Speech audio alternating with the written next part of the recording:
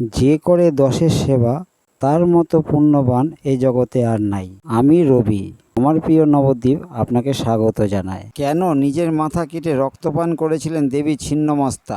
দক্ষ যজ্ঞের প্রাক্কালে যখন পিতৃগৃহে যেতে বদ্ধপরিকর ছিলেন সতী, স্বামী মহাদেব তাকে নানাভাবে আটকানোর চেষ্টা করেছিলেন। ফলত বাধ্য হয়ে আঙুল বাঁকাতে হলো মহামায়াকে। তিনি 10 মহাবিদ্যা অর্থাৎ নিজের প্রধান 10টি রূপ কালী, তারা, ষোড়শী, ভৈরবী, ভুবনেশ্বরী, ছিন্নমস্তা, ধূমাবতী, বগলামুখী, মাতঙ্গিনী এবং কমলার বেশেও ভয় দেখালেন স্বামীকে।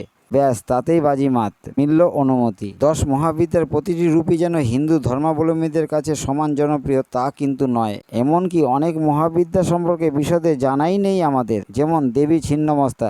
জানেন কি কেন নিজের মাথায় নিজে কেটে রক্তপান করেছিলেন ছিন্নমস্তা? কারণটা আর কিছুই নয়, ষড়রিপুর প্রথম রিপু অর্থাৎ কাম। কামের ফাঁদে শুধু মানুষ বা পৃথিবীর অন্যান্য জীবেরাই পড়েন না, স্বয়ং মহামায়াও পড়েছিলেন, আর তার ফলে সৃষ্টি হয় তার ছিন্নমস্তা রূপ।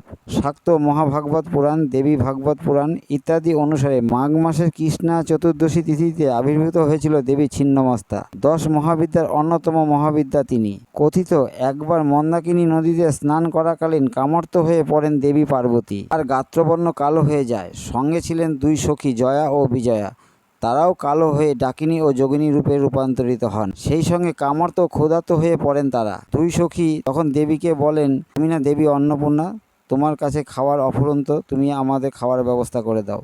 তখন দেবী জয়া ও বিজয়াকে বললেন, কৈলাসে গিয়ে আহার প্রদান করুন। কিন্তু জয়া বিজয়া সহ্য হয় না। তখন দেবী নখাগ্র দ্বারা নিজের শির কেটে বাম হস্তে ধারণ করলেন। ছিন্ন স্কন্ধ দিয়ে রক্তের 3টি ধারা নির্গত হলো। 2টি ধারা গেল জয়া ও বিজয়ের মুখে, আর 1টি ধারা গেল দেবীর মুখে। তাতে যে রক্তধারা নির্গত হয় তাই নিবৃত্ত করে শান্ত হন দেবী এবং তার 2 সখী জয়া ও বিজয়। এইভাবেই দেবী তার মাথা কেটে রক্তপান করিয়েছিলেন তার 2 সখী জয়া ও বিজয়াকে এবং নিজেও। ওম নমঃ শিবায়। এই কাহিনী স্বয়ং মহাদেবী বর্ণনা করেছেন বলে দাবি করা হয় প্রাণতোষিণী তন্ত্রের অন্তর্গত স্বতন্ত্র তন্ত্র গ্রন্থে।